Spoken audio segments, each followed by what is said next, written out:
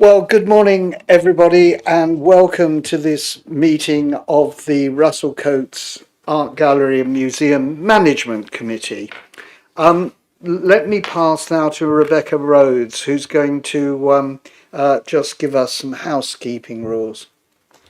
Thank you, Chair. Please note that this meeting is being recorded by the Council for live broadcast and will be published on the Council website for a minimum of 6 months. The meeting may also be recorded or streamed for live or subsequent broadcast by members of the public, although ultimate discretion in this matter lies with the Chair in case of disruption. For those in the room, please note that if the fire alarm sounds, please leave the building by the way of the nearest signed fire exit route and make your way to the assembly point at the War Memorial in the gardens opposite the front of this building in Bourne Avenue. Finally, please ensure background noise is kept to a minimum and mobile phones and other devices are turned off or switched to silent for the duration of the meeting. For those in the room, this includes turning off microphones and turning the volume down completely on your laptops. Thank you. And thank you, Rebecca. Apologies. We do have apologies from Alan Frost and from Sir George Merrick. Are there any other apologies registered, Rebecca? No other apologies, Chair. Thank you.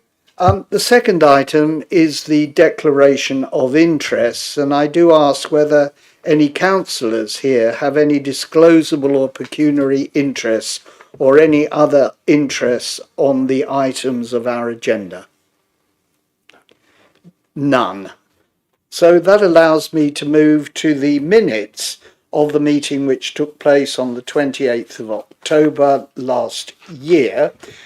First of all, for matters of accuracy, are there any amendments proposed?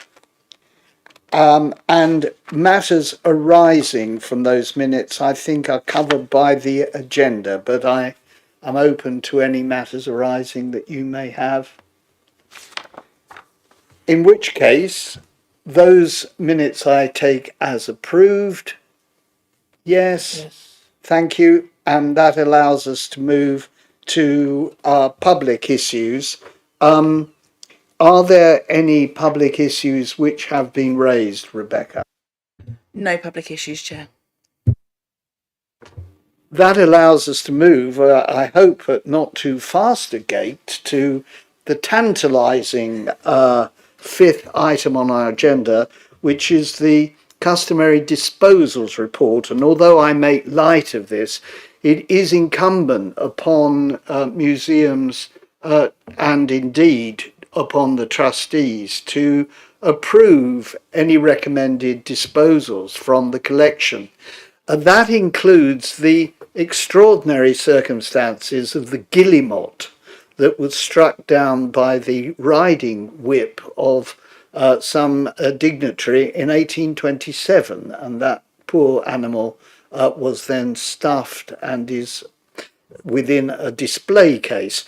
I pause then to turn to you, Sarah, perhaps just to race us through some of the disposals which are recommended, but to take our congratulations, I think, to Duncan, whose fastidious work in this regard should be recognised by the committee.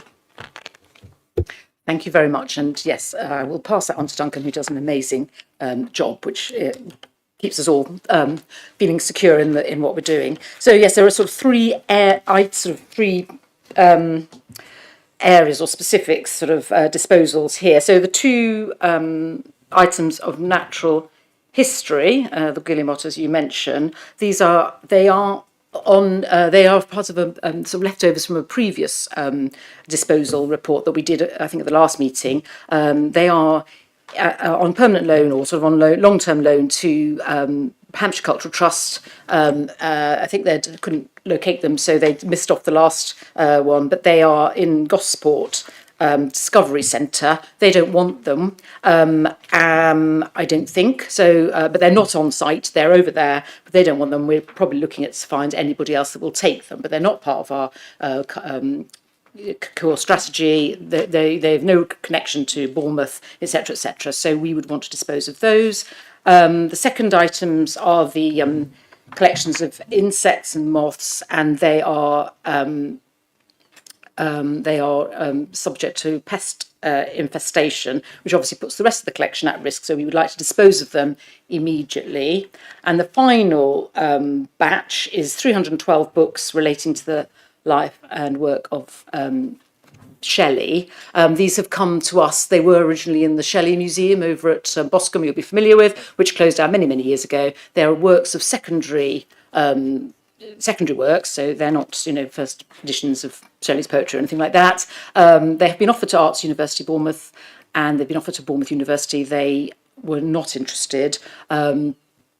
The Bournemouth Library are, however, coming to visit to have a look at them to see if there's anything that they can take for the library. I suspect they won't be much because they're largely works from the 70s and 80s, secondary works, so they're probably no great interest. But they will. That will be the next stage in this kind of process. So, if you don't mind, we'd be grateful if you would agree to allow us to dispose of all those items. Agreed, thank you. We might, of course, approach the museum in Gibraltar, who may have, since the person who eliminated the guillemot in the first instance subsequently became Bishop of Gibraltar. Extraordinary passage.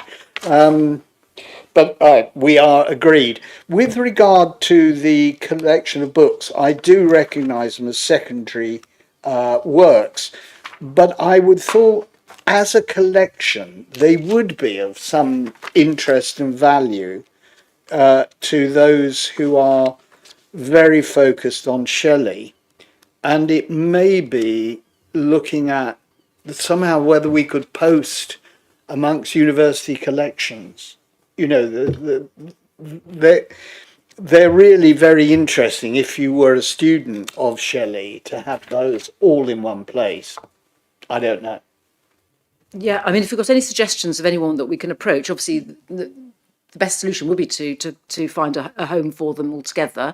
I suspect the trouble is most libraries or whatever would already probably have these. But if there's anyone can suggest that we can approach them, please do. Obviously, that would be the best outcome. There are a lot of books. I think there. So yes, Stuart, if you know anyone, I'll give it some thought. Has anybody spoken to anybody at St. Peter's, because they have some bits and pieces. Yeah. There's always been an ambition for the development of a Shelley museum in the area of Councillor Williams. Yes, I've just done a quick search online. There's actually a Shelley Society who may or may not be interested, but also worth a look at. Yes, thank you very much. With all that said, those disposals are approved, and that allows us to move to another substantive item on our agenda, which is the Russell Cotes charity accounts for the year 2023-24.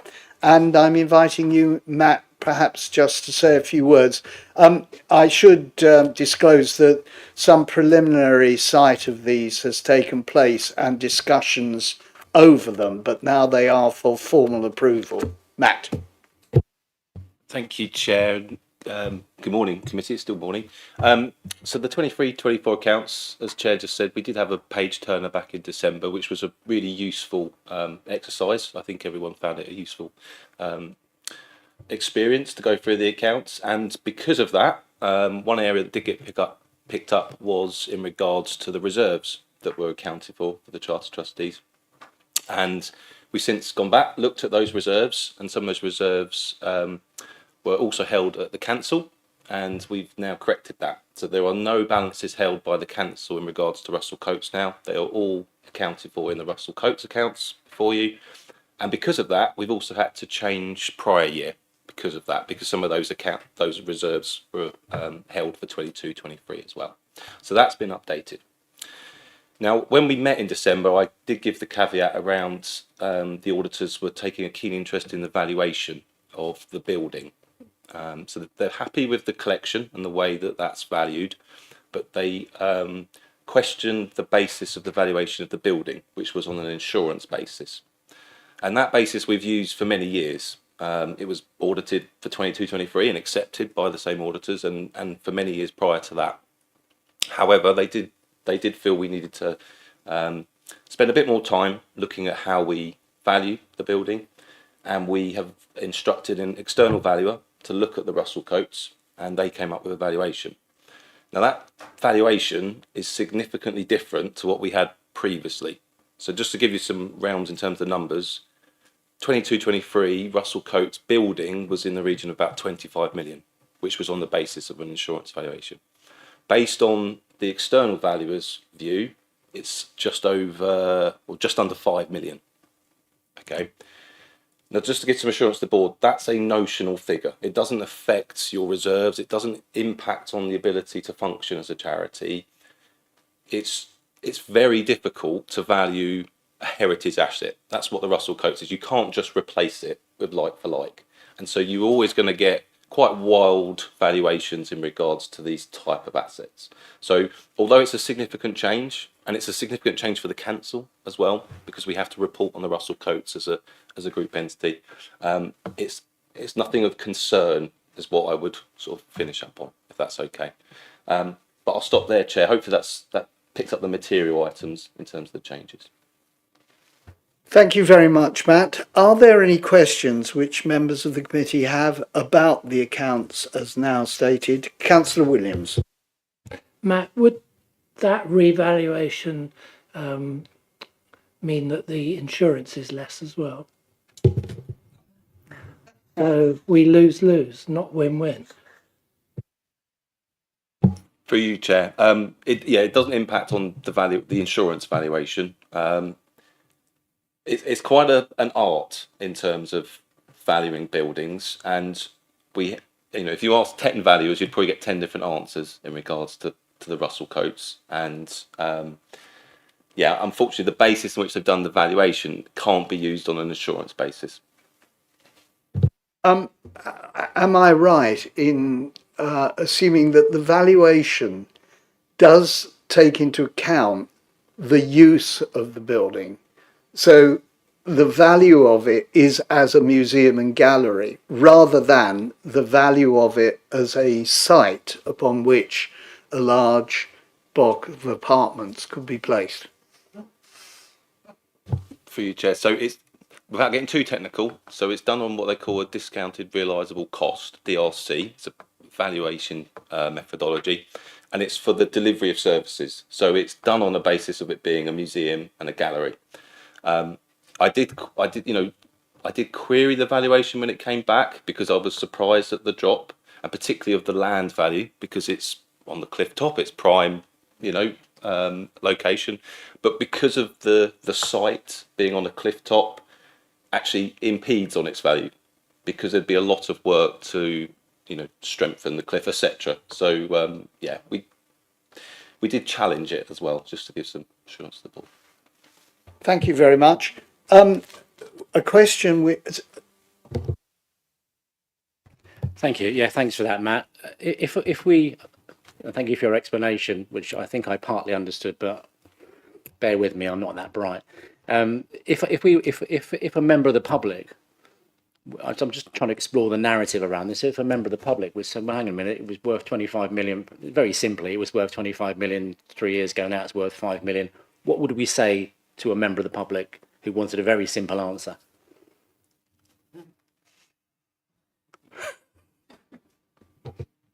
For you, Chair. The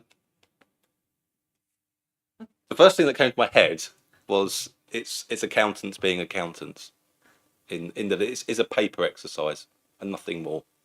And that's a similar message we give when we talk about council assets as well. It's a paper exercise that we have to do for accounting purposes and nothing more. Okay, I'll just make an observation, if I may. So, about 2 months ago, I did an interview with Meridian after the cliff fall down at Durley, China, I think it was. And obviously, as part of that briefing, it was, having spoken to our sort of geotechnical people and what have you, we have clearly a massive long-term problem, because so much of our coastline is cliff. And I think it's worth mentioning that we are going to have, without sounding too gloomy, we are going to have further problems along our cliff top as well. So I completely understand why there'd be concern about the what might happen in the next 10, 20, 30, 50, 100 years. So it's a good thing to bear in mind, I think. Thanks, Chair. I believe that for insurance purposes, the insurance companies, because of the risks that Councillor Martin has raised, they do ask for a declaration of whether you are more than 400 metres from the shoreline, which I think would compromise the Russell Cotes, and of course many other buildings along, Bournemouth Bay. Yeah.